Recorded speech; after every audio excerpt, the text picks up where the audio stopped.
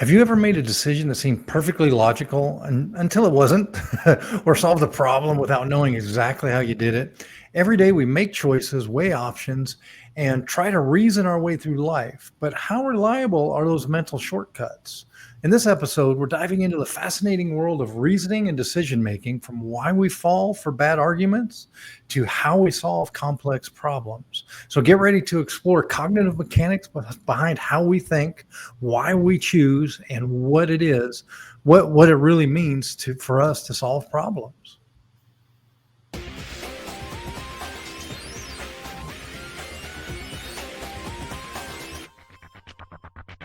Let's start off with our favorite, what we utilize when we create and design courses, which is Bloom's taxonomy. Greg, you have some deep thoughts about Bloom's taxonomy, really ready to go. Absolutely. I think in the curriculum development process, Bloom's taxonomy has been instrumental in our ability to develop our courses. And I want to share a little bit with you. So, Bloom's problem solving taxonomy, the focus is on cognitive complexity in problem solving. And so in Bloom's, he's got basically there's a triangle, right? And you've got the bottom and you've got the top. And the levels start with knowledge at the fundamental bottom, comprehension, application, analysis, synthesis, and evaluation. So when we're looking at course learning objectives at LAPU, we want to make sure that we've got a good balance, that it's not just knowledge and comprehension, but that students are applying the material, they're analyzing it, they're synthesizing it, and they're evaluating it. And the reason for that is Bloom argues that higher level thinking leads to better problem solving.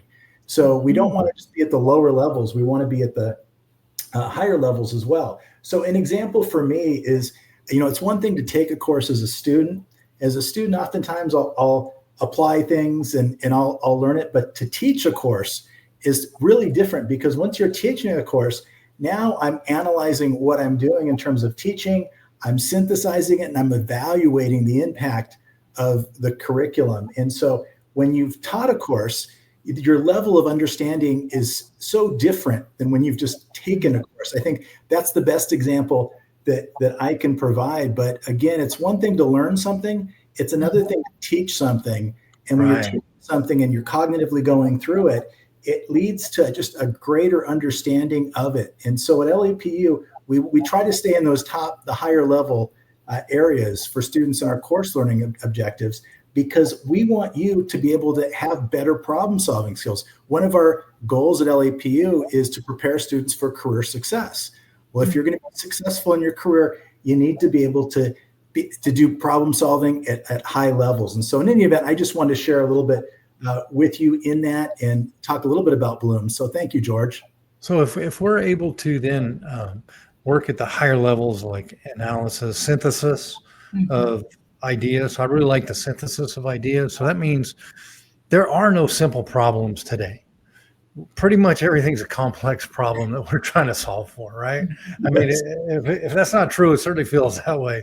But a lot of the issues we're trying to solve for are complex. So if we're able to synthesize concepts and ideas, that means that we can creatively solve for these complex issues. So how we learn and teach and then apply what we learned through that synthesis, we can really have a leg up when we're trying to solve these complex issues. Yes. That's super interesting. You're absolutely right, George. I mean, at the fundamental level, to understand, you're just understanding it. But once you get to these higher levels, again, then you're able to, and as you said, what we're seeing all across different industries is things continue to get more and more complicated. There's more and more generative AI tools that are available. That's transforming all industries to some extent. And so we've got to be thinking outside the box in creative ways and synthesizing, looking at different information. We talked before about the importance of data-driven decision-making, right? Part of synthesis is looking, okay, what does the data say? And how do I connect those pieces to come up with a solution? Too, I love, because thinking of Bloom's and the higher level, of course, is synthesis, which we're talking about here. And Craig, you were talking about how we design courses and how we design assignments for students. And we try to create opportunities for students to really synthesize what they have learned throughout their education. That's why you talked about teaching is something, well, it takes a higher level of learning rather than just consuming. Teaching is also being able to take what you've learned, that you have to be able to repeat. We talked about attention, repetition in past podcasts. So to be able to teach, you have to be able to use this synthesis and the memory and the attention, all the things we've talked about associated with learning.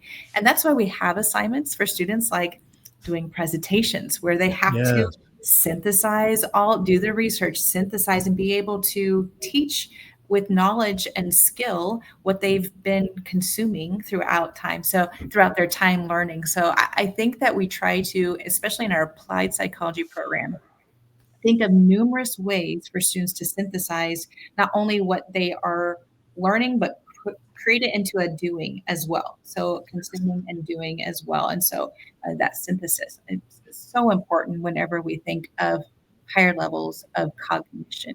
Yeah. And we've been talking about teaching and using teaching really as a learning avenue, an avenue to learn more. So if anybody wants to learn more about that, go back to, I think it was our second episode where we talked about Richard Feynman and his model. That's basically, if you want to learn something well, learn to teach it. So Right. Feel free to go back to that second episode that we did on that, where we cover Feynman, and you get even more in-depth onto that one. Yeah. So that's really Bloom's taxonomy, and that's a way to measure, because if we can't measure something, we don't know if it's worked or if we actually made it, right? So we have to be able to measure it, and that's always a struggle. But as we do, and as we create these assignments and such, certain things happen within our brain. And Shannon, you have a great way of explaining that. So I'm just going to kind of hand that one off to you, where we talk about brain processes of cognition. Right. So cognition. Cognition is simply the different processes that go along with our thinking. So we're going to boil it down to real simple here. Especially in the psychology program, we're trying to teach and have our students learn about two aspects of cognition. First, they're trying to teach them what it is, how it works. How's the brain working with cognition? The second aspect is, okay, now that we learned how the brain works with our thoughts and how we process information, then we have to learn how to manage our thoughts, which we learn a lot about from cognitive therapy. I know many of you out there have probably heard of cognitive behavioral therapy, which ties in cognition and behaviors and emotions, ties them together in order to have better management of thoughts, emotions, behaviors, basically everything that we do, right? And talk about empirically informed approaches. CBT, cognitive behavioral therapy, of course, has a lot of empirical data to say it is an effective way we use. But just back to cognition in general, we start with just trying to understand what it is, how it works. And we've talked a little bit in previous podcasts about different parts of the brain. We know that there's different types of reasoning associated with cognition too. We have deductive reasoning, inductive reasoning. Do you want us to touch on that a little bit, or kind of move on from there? Sure, let's go ahead. So there's two different types of reasoning. We have deductive reasoning. Think of deductive reasoning as starting with general concepts and narrowing it down to something more specific. And with deductive reasoning, we call that top-down thinking. Let me give you an example here. I'm going to give you two sentences. These are two general principles and how it comes to a deductive reasoning. So I could say something like, birds have wings. That is a general statement. Then I might say that a robin is a bird. So then my deductive reasoning is that a robin has wings. So we started out with two general statements and narrowed it down to an accurate statement. And this is what deductive reasoning is. Now, inductive reasoning starts out with something more specific. And then we have a more generalized deduction after that is probable, but it's not always accurate. So, for example, I could say something like, When I swim in pools in July in the city of Phoenix, the water is warm. And I could say there are a lot of pools in Phoenix, right? I live in Phoenix, so this is the example. So all the pools I swim in July are in Phoenix are warm. That is my first premise. Okay. The second is there are a lot of pools in Phoenix. And then my inductive reasoning after that would be that every pool in Phoenix in July is warm. Now that could or could not be true. So recognize there's a distinction with deductive reasoning versus inductive reasoning. Inductive is more probable. Deductive is more specific and more accurate. So those are two types of reasoning. Does that make sense? Those two types of reasoning and part of cognition? Yes. Now, which one does Sherlock Holmes, which one is he famous for? Is he deductive or inductive? I know. I just kind of hit. Both? Probably not. Doesn't he have a? Oh man, he has. Okay. Well, inductive a lot of times isn't going to be necessarily accurate. It's generalization. So I think he would probably be more deductive. But I'll give you another example of inductive reasoning. A Christian worldview perspective example here. Right. Peter lied. David lied. Abraham lied. Even righteous men sometimes lie, right? But not all righteous men lie. So that's with inductive, you're coming to generalizations. It's an important way for us to learn information, but it's not I wouldn't put as much weight on it as I would with deductive reasoning. Right. So important aspects of understanding parts of our reasoning that's associated with cognition. And of course, we've talked about the different brain aspects. We've talked about the hippocampus and all the prefrontal cortex. We probably don't have to dive into all those aspects, all necessary for effective cognition. I will say this, if there's any type of brain injury, it can certainly impact our cognition just as it can our emotions, it can different parts of our body. So recognize if there's any type of brain injury, it can impact the way we process information, our memories, all those type of things as well. One of my favorite parts of cognition is just learning to manage our thoughts. I love this because there's just speaking of the biology, okay, in terms of neurology, the brain is neuroplastic, and we've talked about that. It is something that is continually, we can create new neural pathways, which is amazing. That's just a cool way that God created the brain. Okay. So a neuroplastic brain means that I can learn how to manage my thoughts. There are so many tools out there to learn to manage thoughts, but a couple of scriptures, Craig, you mentioned a scripture or a biblical example. We've learned even from, historical days whenever the Bible was written, God knew what he was talking about when he said, take every thought captive and make it obedient to Christ. And that's in 1 Corinthians. I wrote that down, 10:15. And there's also scriptures like set your mind on things above and not on earthly things. So we can learn how to manage our thoughts. We've learned this from the Bible, but man, we know so much about this in psychology too. That's why there is a cognitive psychology. We've learned that we can manage our thoughts, and there's a number of tools that we can use to do that. But I know I've been talking about this for a little while. I want to hand this over to someone else if you guys want to let me talk a little bit about cognitive behavioral therapy. This is Ellis. Ellis developed this theory. We talked about when we look at theories, we want to look at ones that the data supports. Cognitive behavioral therapy has been supported by research time and time again. The philosophy of this approach is that our thinking impacts our feelings, which impact our behavior. So Ellis argues that our thinking is the problem. If we're struggling from depression, it's our thinking. It's unique in that way as a theory, but as Shannon said, it aligns with Scripture. Time and time again in Scripture, it talks about, in Romans, renewing our minds and the way that we think. So I oftentimes, when I teach our intro to psych class, I talk about cognitive behavioral therapy, and I argue that the reason why it's so successful is because it's aligned with Scripture. And I use it all the time. I'll have negative thought patterns or things will come up in my mind. Like I'll think, I shouldn't have made that mistake. And then I've got to challenge that thought and say, well, if I hadn't made that mistake, then I wouldn't have learned what I learned. And if I didn't learn what I learned, I probably would have made the mistake again in the future. And so I think the cognitive behavioral, the self-talk is so critical. And when those thoughts come to our minds, quickly shutting that thought down and changing that thought.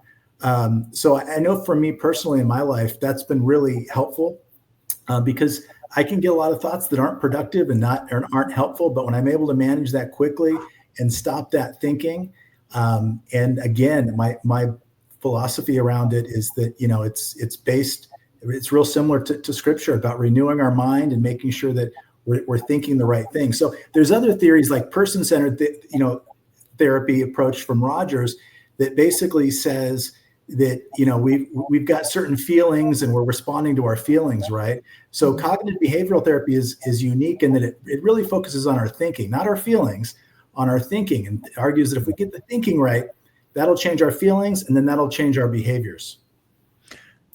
I love that because I always say that there is nobody there will be those people that say, I make decisions through data.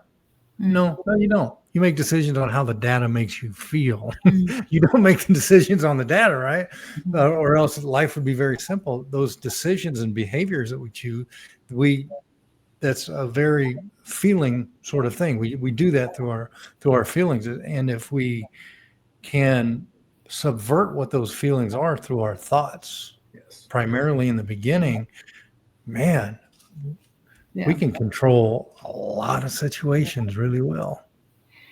It's really cool how the brain works too. And just to put up, you talked about Ellis. Actually, I think Beck is, the founder of CBT, but Ellis did create the ABCDE model, which is so great at being able to dispute beliefs that take us down a path of fear, anxiety, worry, irrational beliefs, that type of thing.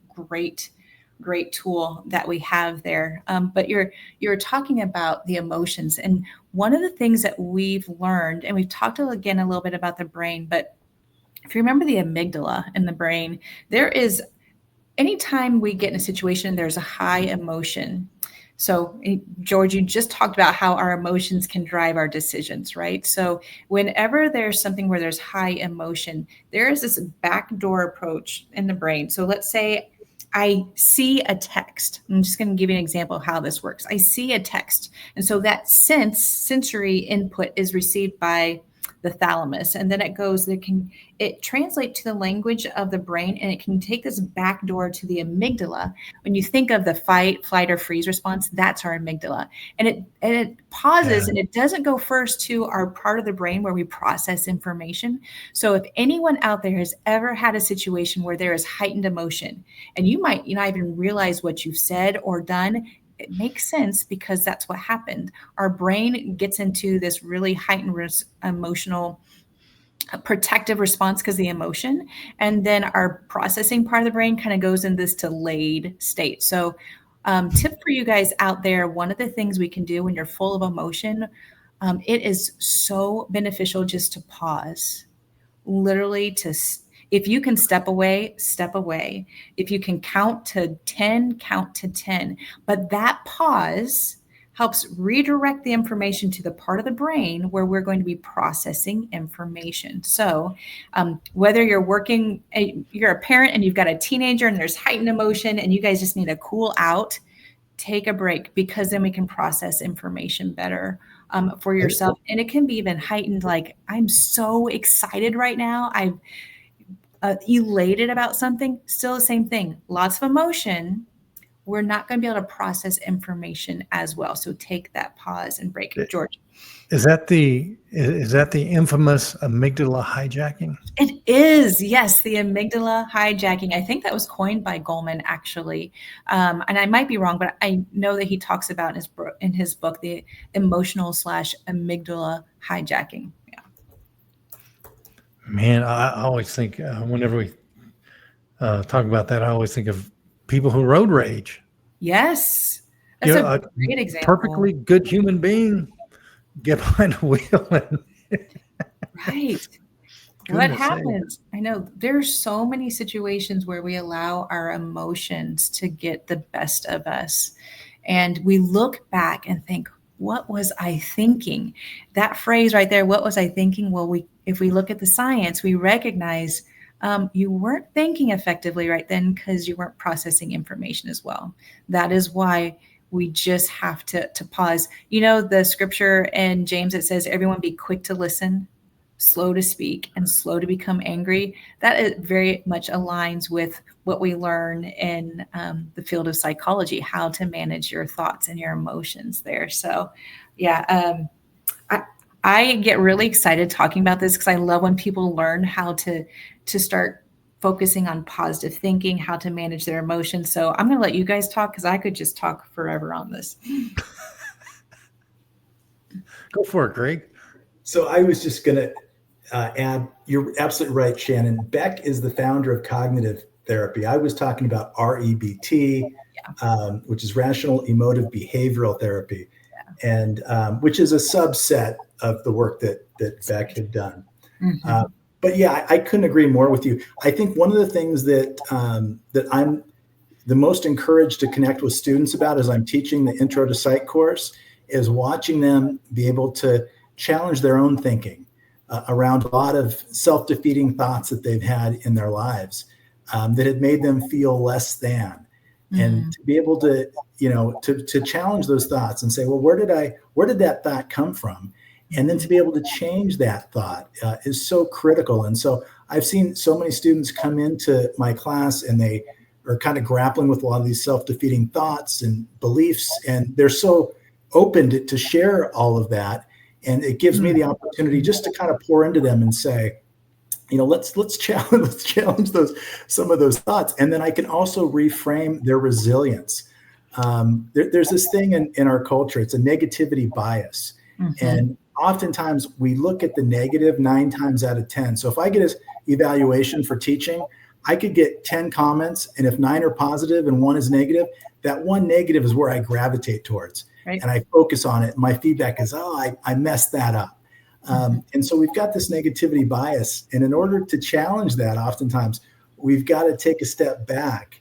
And again, I think the growth mindset's another thing, George, that we oftentimes talk about, where we're looking at any challenges that we have or mistakes are learning opportunities. And I love that mindset as well. So when I make a mistake or something goes wrong, I don't look to blame anyone. I say, okay, what did we learn from that? And as we look at, Edison, he had 1,000 failures, right? You could look at it that way before making the light bulb. But his reframe was, that was 1,000 times where he was practicing. And so I think in anything we do, we're going to fail. And to reframe failure is learning and not look at that as a negative thing. That's another thing about our culture, is that our culture is so tough on us about, you failed something. And that word failure just resonates so deeply. But to reframe that from a growth mindset, you didn't fail. You tried at something. And every time we try at something, we're always learning and we're adapting. And the most successful people are the people that have got that resilience, and they allow themselves to keep making mistakes over and over and over again. And through the mistakes, that's really where the learning happens. That's so interesting. Because, that the thoughts that we put in our head and the self-talk, really, yes. Those are scripts. And yes. We're the author. We are the writer of those scripts. So make it something really good. Make it something cool, make it something that's just amazing. And that's the script that we should be writing for ourselves, as opposed to, like I'm a victim of it as well. I focus on that one negative also instead of the other, 9 other good things. Yeah. But then I have to say, okay, I'm Steven Spielberg now. I'm going to write my own script and create my own movie, so my imagery and everything is going to be the most awesome that it can be, because, hey, man, I don't have anything physical that I have to make with it. I can make it all in my head. So it's going to be better than any movie you've seen. That's right. And that is the beauty of about learning to manage our thoughts. That's a part of cognition where we get to control our thinking. Our thinking does not need to control us. We can manage our thoughts and control our thinking. We can create these new neural pathways George, if I keep telling myself that I am the director of the movie of my own life, and I keep repeating to myself all these different positive things, my strengths, Craig, like you talked about, those type of things, then the more I do that, it deepens that neural pathway, and I'll start thinking about that more automatically than the negative thoughts, the self-deprecation that goes on in our mind that you talked about, you see in students as well. So that's the fascinating and powerful and exciting part about cognition, that we can rewrite what's going on. We can rewrite our story. We can control our thoughts. We can move from negative thinking to positive thinking. And it takes practice. I don't want people out there to think that it's just, I do it once and it automatically happens. To create the new neural pathways, it takes what we talked about in past podcast, repetition, attention and repetition, Science is telling us now it takes 66 days to create a new habit. Work on it. But man, is it powerful when we can learn to train and create new thought patterns in our life. Yeah, and I want to highlight from a Christian worldview perspective as well on this, that what God does in our lives is he makes beauty out of ashes time and time again. And so part of it, a student may say, I really regret this issue I had earlier in life. And as a result of it, it ruined my life. And I want to reframe that and say, well, did it really ruin your life? God allowed you to take that pathway, but in many cases, because you took that pathway, you've learned something now and you've got a passion. So an example would be, students saying, well, I really struggled with drugs, in my early teenage years, and it really, ruined my life. But now they come into counseling, they're thinking, hey, I've been there. I want to have an impact on other people. And they might realize that God's got a calling in their life, that they could be a chemical dependency counselor. So although they've been hard on themselves, reframe that and say, well, God, you went through that. God allowed you to go through that for a reason and a purpose, and he's going to make beauty out of the ashes. And ultimately, they could be sitting across from someone and able to empathize and relate to their story because they'd been through it themselves. If they hadn't gone through that, they wouldn't be able to empathize and care and show compassion for others. And so part of it is looking at our stories and our regrets and giving those to God and saying, okay, Lord, this is where I'm at. Help me make beauty out of the ashes. And so I think that's just a beautiful thing that we can look at in our lives rather than being hard on ourselves to say, okay, I've experienced this. How can God use that experience to help me really help other people and contribute? And that most of our students that come into applied psychology, many of them have been through difficulties and trials, and that's what motivates them to make a difference. And so I think, again, just reframing those difficulties is, okay, I'm not going to be too tough on myself. I'm just going to realize that I can take my experiences and I can use this in order to pour into other people and to empathize with them and show them that I was able to do it. I was struggling with, whatever it may have been. And today I'm not doing that. And so again, it provides, a lot of times our trials in life provide a mission field and a ministry opportunity that God can use. Mm-hmm. So true. Well, Shannon and Craig, thank you so much. This was such a great episode. We appreciate all of the insights that you brought into this. And this was brought to you by the Los Angeles Pacific University School of Psychology. And this is what learning feels like.